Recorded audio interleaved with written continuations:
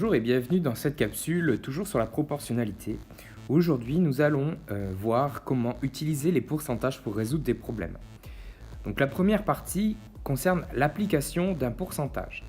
Alors la propriété à connaître, c'est qu'un pourcentage de t% traduit une situation de proportionnalité de coefficient t sur 100.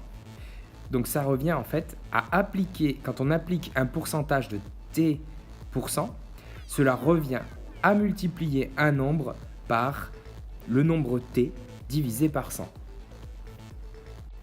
Alors voyons ça dans un exemple. Nous sommes dans une classe de 30 élèves et parmi ces 30 élèves, 60% pratiquent un sport.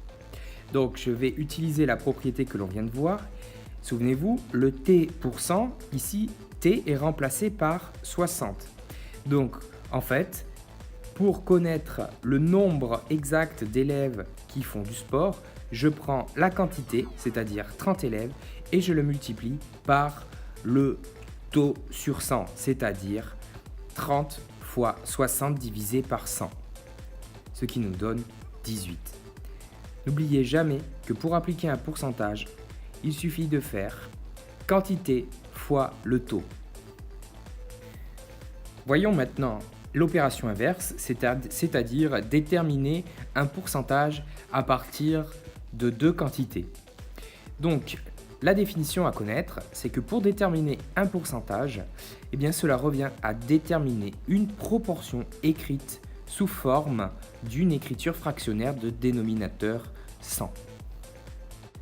Alors, voyons à travers un exemple ce que cela signifie. Donc, j'ai un collège dans lequel il y a 550 élèves.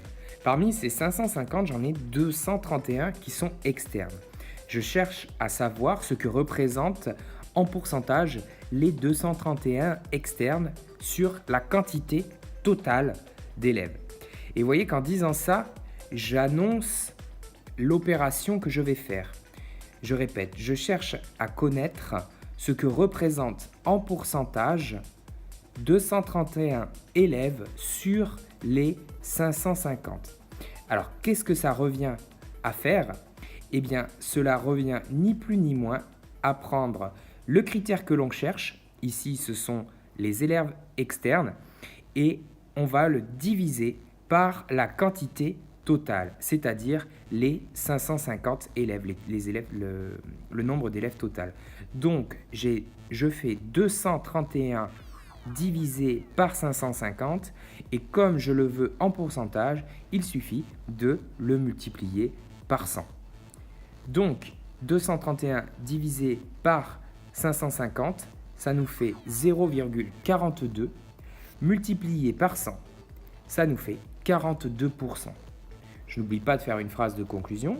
Il y a donc sur les 550 élèves 42% d'externes qui sont dans ce collège.